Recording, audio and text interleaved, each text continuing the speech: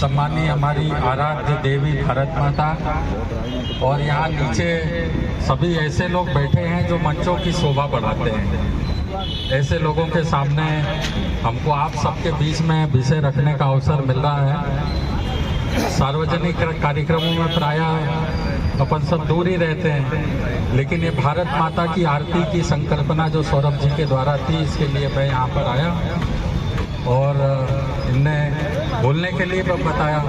तो थोड़ा जो है कि अपन सब जो है भारत का चिंतन एक ऐसे परिवेश में करेंगे कि जो हमारे बीच में ऐसे युवा साथी हैं, जेनजी जिसे आज कहते हैं, ऐसे लोगों में जो लोग बालों पे, चूड़ियों पे, बिंदियों पे जिस समय में शायरी की जाती है, ऐसे समय में भगत सिंह ने शायरी क्या लिखी थी?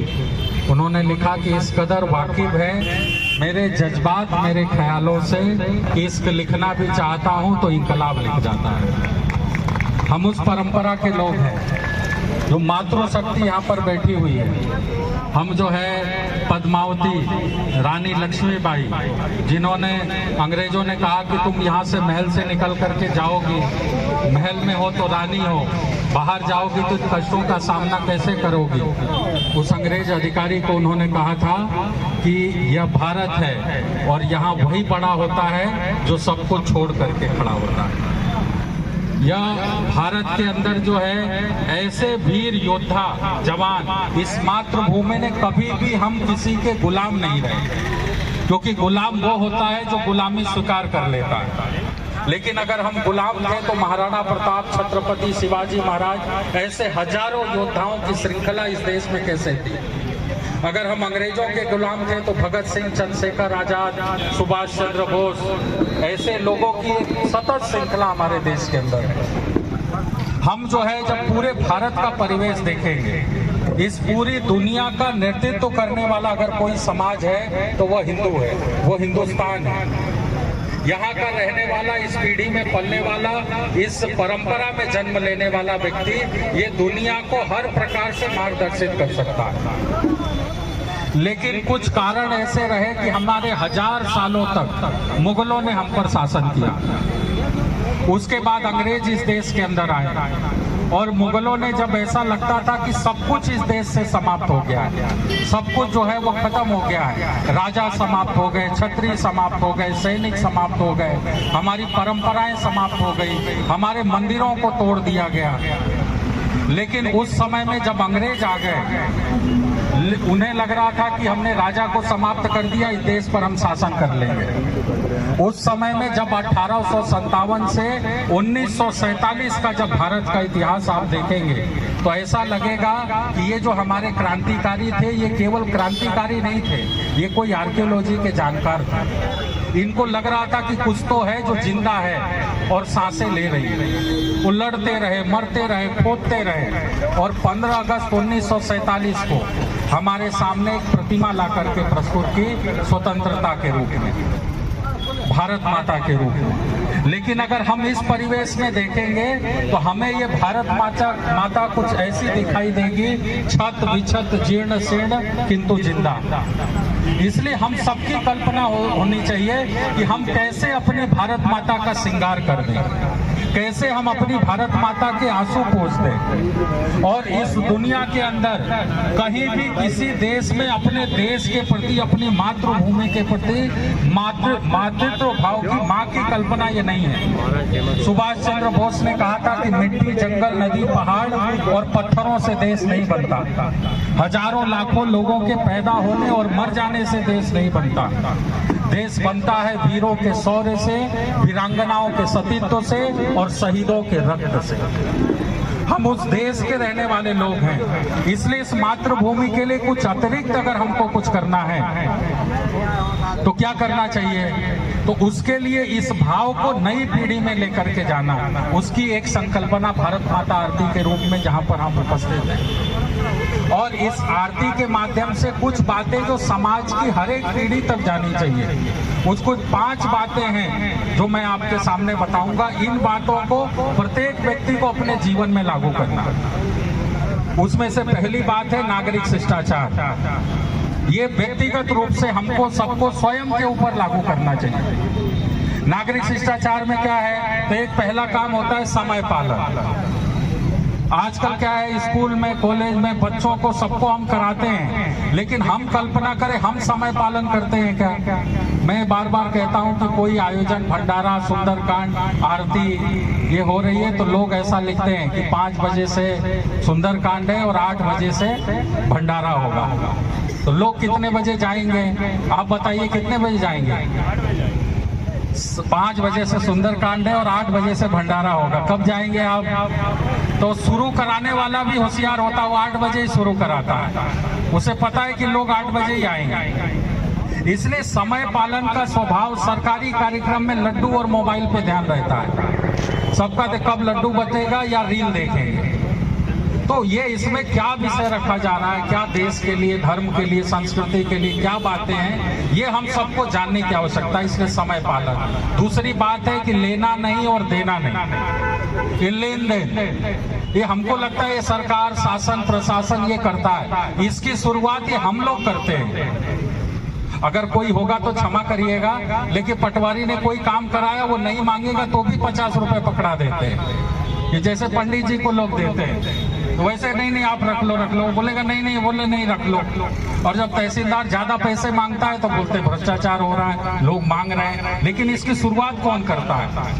हमारी गाड़ी पकड़ाई, कोई जो है कि तेज 3 लोगों को बैठा के एक लड़का तेज गाड़ी लेके जा रहा है, और वहां पर जो है कि जब आगे जाकर के लाल बत्ती दिखी, बहुत तेज आगे गाड़ी बढ़ाया और जाके गिर गया। ट्रैफिक पुलिस वाला गया और दौड़ के उसको उठाया। उसने कहा भाई लाल बत्ती नहीं दिखी क्या? उसने कहा साहब लाल बत्ती तो दिख गई लेकिन आप नहीं दिखे थे।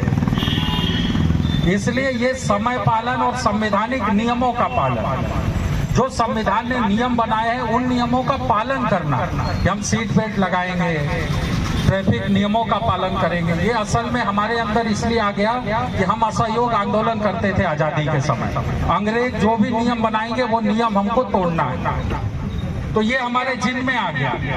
अब हमको ये लगता ही नहीं कि हमारा देश आजाद हो गया। आप समझाना पड़ेगा युवा पीढ़ी को, भाई तुम आजाद हो गए, ये देश अब तुम्हारा है, और इसलिए अब जो नियम बनाएंगे उन नियमों को तोड़ना नहीं, उन नियमों का पालन करना है। और अब यदि तुम आजादी की मांग करोगे तो भगत सिंह नहीं कहलाओगे, तुम जो है वो आतंकवादी कहलाओगे। इसलिए ये कुछ भाव जो है ये हमारे अंदर होना चाहिए, बड़े के प्रति भाव, छोटे के प्रति भाव। एक अंकल और आंटी ने सारे रिश्तों को समाप्त कर दिया। एक जो है अगर बेटी घर पे कोचिंग से आ रही है, मम्मी ने पूछा 8 बजे कोचिंग छूटनी थी, अभी तक तुम घर क्यों नहीं आई? तो बोलती मैं अंकल के साथ हूँ। उस माँ को तब तक डर लगता है जब तक वो बेटी घर नहीं पहुँच जाती। आप कल्पना करिए अगर वो बेटी कहती मैं चाचा के साथ हूँ, मैं फूफा के साथ हूँ, मैं ताऊ के साथ हूँ, मैं मौसा के साथ हूँ, क्या उस माँ को डर लगता? क्या बताइए? ये कुछ रिश्ते जो है वो समाप्त हो गए हमारे, इसलिए इन रिश्तों को जीवंत करने की आवश्यकता है। इसलिए इन सब बातों को, नागरिक शिष्टाचार के नियमों को, सरकारी कार्यक्रम, सरकारी व्यवस्थाएं, सरकारी जो भी चीजें हैं उनका पालन करना और उनके प्रति एक भाव रखना, राष्ट्रीय संपत्ति की सुरक्षा करना, ये सब हमारी जिम्मेदारी है। बड़े बड़े काम ये हमको करने की आवश्यकता नहीं है। आज हमारा देश उस स्थिति में पहुंच गया है। एक समय था जब कार्ल मार्क्स की किताबों में छिपा करके रसिया के अंदर भगवत गीता को पढ़ा जाता था। आज उसी देश का प्रधानमंत्री जो है कुछ दिन पहले भारत होकर के गया और रसियन भाषा में भगवत गीता पढ़ते हुए ट्वीट किया। ये भारत है आज का। G20 सम्मेलन से लेकर के और आज तक हम पर टेरिफ का किसी भी प्रकार का दबाव लगाया जा रहा है, ये भारत उसको स्वीकार नहीं कर रहा। यह वो भारत है कि जिसमें फिलिस्तीन और इजराइल की लड़ाई में मध्यस्थता कौन करे, सबकी इच्छा है कि भारत करे। क्वेश्चनिंग करेंगे। हमारे यहाँ पर रसिया और यूक्रेन का युद्ध हो रहा था, जब भारत के मेडिकल के छात्र जो है वहाँ से निकाले जा रहे थे तो दोनों देशों ने अपनी चलती हुई बंदूकों और तोपों को रोक दिया था। ये भारत है। इसलिए भारत जो है उसका भविष्य उज्जवल है, लेकिन भारत के लोगों की कल्पना जो जैसा भारत होना चाहिए वैसा भारत हम दे करके जाएंगे का। दूसरी बात है परिवार के लिए, वो है कुटुंब प्रबोधन। उसमें कुछ बातें भाषा, भूषा, भ्रमण, भोजन। हमारी भाषा बुंदेलखंडी है, गुजराती है, बंगाली है, मराठी है। अपनी मातृभाषा में अपने घर में संवाद करें, ये इसकी आवश्यकता है। और भूषा, कभी जो है धोती कुर्ता जो भारतीय परिधान है, अपने पारंपरिक परिधान है, उनको जो है पहना जाए, उनको लेकर के गौरवान्वित हुआ जाए, अपने बच्चों को पहनाया जाए, उनको जो है उनके 16 संस्कार उनको बताए जाए। आजकल शादी विवाह में जो है कि वो पंडित जी जो है वो कराते हैं 7 फेरे, 7 वचन। ये हम में से कितने लोग बैठे होंगे उनको नहीं पता होगा, और हमने सबने अगर ये पता कर ले कोई तलाक नहीं होगा, लेकिन हम सबकी कल्पना में नहीं है, इसलिए उनका पालन करना। और पूषा के बाद है भ्रमण। कभी ऐसे शौर्य के स्थान पर हम जो है कि कभी झांसी का किला देखने जाएंगे, कभी जो है वो मेवाड़, हल्दी घाटी, चित्तौड़ ये घूमने के लिए जाएंगे, अयोध्या, मथुरा, काशी ये परिवार के साथ घूमने जाएंगे। और तीसरी बात है जो परिवार से ऊपर है समाज। कितने की? समाज में हम सबको मिलके एक चीज करनी है। चीज की? जब भगवान राम ने चाहे केवट भैया हो, चाहे सबरी मैया हो, इनको छोटा नहीं रहने दिया, तो हम होते हैं किसी से उसकी जाति, भाषा, उसका रंग, रूप उसके साथ व्यवहार करने वाले। इसलिए सामाजिक समरसता, ये छुआछूत, अस्पृश्यता, ये हमारे समाज से ये समाप्त होनी चाहिए। इसका हमको संकल्प करना है। और समाज से भी ऊपर होता है देश। इसलिए आज जो है देश के लिए मरने वालों की आवश्यकता नहीं है, आज देश के लिए जीने वालों की आवश्यकता है।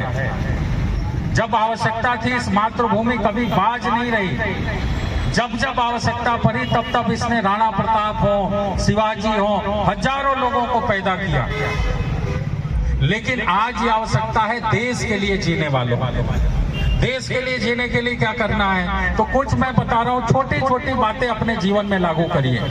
आप मोबाइल, गाड़ी, महंगी महंगी चीजें नहीं बदल सकते, लेकिन मैं इतना आग्रह कर रहा हूँ कि अपना जो है नित्य उपयोग में आने वाली चीज, शैम्पू है, साबुन है, पेस्ट है, ये सब स्वदेशी होना चाहिए, हमारे देश में निर्मित होना चाहिए। ऐसा ही हम प्रयोग करेंगे, ये हम सब लोगों को संकल्प करना चाहिए। ये ज्यादा महंगी चीजें नहीं है, लेकिन हम अपने देश में बनी हुई चीजों का उपयोग करेंगे, हम स्वदेशी का पालन करेंगे। और इतना नहीं, स्वदेशी से देशी की तरफ आइए। जरूरी नहीं है कि मॉल में जा करके और वहां से दीपक खरीदेंगे और दिवाली पर पोस्ट करेंगे कि मैंने जो है कि स्वदेशी दीपक खरीदा।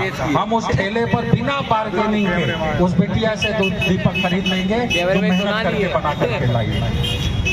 और देश से भी ऊपर होता है, क्योंकि हम भारत के लोग हैं। हमारी कल्पना अयम निज परोवेति गणनाम लघु चेत साम उदार चरिता नाम तो वसुधैव। विश्व की चिंता करे बिना ये भारत खुश रह ही नहीं सकता। इसलिए विश्व के लिए हमको करना है वह है पर्यावरण संरक्षण। पर्यावरण के लिए हमको काम करना है। पर्यावरण के लिए 3P पर काम करना, पेड़, पानी, पॉलीथीन। पेड़ हमको लगाना है, अपने जन्मदिन पर पेड़ लगाइए, अगले 4 साल उसका जन्मदिन मनाइए, बड़ा हो जाएगा फिर दूसरा लगाइए। और पानी बचाना है। पानी बचाने में सबसे ज्यादा जो पानी वेस्टेज हो रहा है वो पानी दाढ़ी बनाते हैं, और कौन कौन लोग जो है कि दाढ़ी बनाते समय टोटी को बंद रखने का ध्यान रखते हैं। ऐसे लोग हाथ खड़े करके, ऐसे सब होने चाहिए। हम जो है कोई मेहमान हमारे घर पे आता है तो उसको पानी देते हैं पीने के लिए, सब देते हैं ना, 1 गिलास पानी भर के देते हैं, और वो 2 घूंट पानी पीता है क्योंकि वो 10 जगह से घूम के आ रहा है। बाकी का पानी क्या करते हैं, फेंक देते हैं। बताइए, हम जल का आचमन करते हैं, उसको देवता कहते हैं। इसलिए आधा गिलास पानी दीजिए, बाकी एक साथ में जग दीजिए। ये हमारी कल्पना होनी चाहिए। और तीसरी बात है पॉलीथीन। ये पॉलीथीन हमारे समाज से, हमारे देश से ये समाप्त होनी चाहिए, सिंगल यूज कम से कम, क्योंकि सरकार ने इसको बैन कर दिया। लेकिन हम और आप कर पा रहे हैं क्या? किसी ठेले वाले से पूछेंगे, उसकी समस्या ये है कि लोग पॉलीथीन अगर मेरे पास नहीं है तो बगल वाले ठेले से खरीद के चले जाएंगे, वो बेचारे को मजबूरी में रखना पड़ता है। हम बड़े बड़े आयोजन भंडारे कराते हैं, उसमें प्लास्टिक की डिस्पोजल ग्लास का इस्तेमाल करते हैं, प्रयोग करते हैं। उसको खा करके जूठन के लालच में हजारों गायें मरती हैं। आप सब में से कौन कौन ऐसे जो मानते हैं गौ हत्या पाप है? ऐसे लोग हाथ खड़े करिए। अच्छा, आप में से ऐसे कौन है जो ये मानते मैंने नहीं किया जीवन में कभी गाय की हत्या, मैंने नहीं की? वो लोग हाथ खड़े करिए। अब आप में से ऐसे लोग हाथ खड़े करो कि जिसने जीवन में कभी सिंगल यूज प्लास्टिक का उपयोग नहीं किया है। ऐसे लोग हाथ खड़े करिए। तो आप सब गौ हत्या के दोषी हैं, क्योंकि जो गाय मरी थी उसके पेट में जो पॉलीथीन मिली थी उस पर यह नहीं लिखा कि आपके घर से नहीं आई। झूठ बोल रहा है। इसलिए ये सिंगल यूज प्लास्टिक आप विधर्मियों से गाय बचाना चाहते हैं, पहले खुद तो बचाइए। इसलिए ये जमीन बंजर होती है, गाय खाकर मरती है, जगह जगह नालियों में फंसता है, डेंगू, कई बीमारियां होती है। इसलिए इसका प्रयोग करिए। इतनी सी बात मुझे आपसे कहनी थी। आप सबने इतने भरे शोर भरे वातावरण में धैर्य पूर्वक मुझे सुना और आप यहाँ पर आए, इसलिए एक छोटी सी कविता सुना करके मैं अपनी बात समाप्त करता हूँ। किसी को अगर ये लगेगा कि इससे होगा क्या, होना क्या है, या क्यों करना, क्यों हम आए, तो एक फूल और कली का संवाद है। फूल से बोली कली, क्यों व्यस्त मुरझाने में, फायदा क्या गंध और मकरंद बिखराने में, तूने क्यों अपने पंखुड़ियों की छटा क्यों खोल दी? क्योंकि अब फूल, अगर कली फूल बनेगी तो फिर मुरझा करके मरेगी। उसने कहा, मुझे देख मेरा जीवन संचित जलाशय है, सहज झरना नहीं, और मुझे जीवित रहना है तेरी तरह मरना नहीं। उसने कहा, इस स्वार्थी दुनिया के लिए किसके लिए लगे हो, किसके लिए कर रहे हो? ये मैं जब थी कांटों में पली तब ये दुनिया सोती रही, मेरी क्या ये कभी किसी की होती नहीं। इस स्वार्थी दुनिया के लिए अपना सौरभ लुटाऊं किस लिए, स्वार्थी समुदाय का मेला लगाऊं किस लिए? तो फूल ने सब सुन करके फूल ने कहा, फूल ने उस नादानता की वाचालता पर चुप रहा, फिर स्वयं को देखकर भोली कली से यूं कहा, जिंदगी सिद्धांत की सीमाओं में बढ़ती नहीं, ये वो पूंजी है जो पैसे बढ़ती है घटती नहीं। 4 दिन की जिंदगी खुद को जिए तो क्या जिए, बात तो तब है जब मर जाएं औरों के लिए। प्यार के व्यापार का क्रम अन्यथा होता नहीं, वह कभी पाता नहीं जो कभी होता नहीं। आराम की पूछो, अरे कहाँ लगे हो घर में सो, कहाँ भारत मारता आती, कहाँ जाना इतना समय देना, आराम करो। आराम की पूछो अगर तो मृत्यु में आराम है, जीवन तो कठिनाइयों से जूझने का नाम है। यदि संजोने का मजा कुछ है, लोग कहे जितना मिल रहा है बटोर लो, सब अपने पास रख लो। उसने कहा, यदि संजोने का मजा कुछ है तो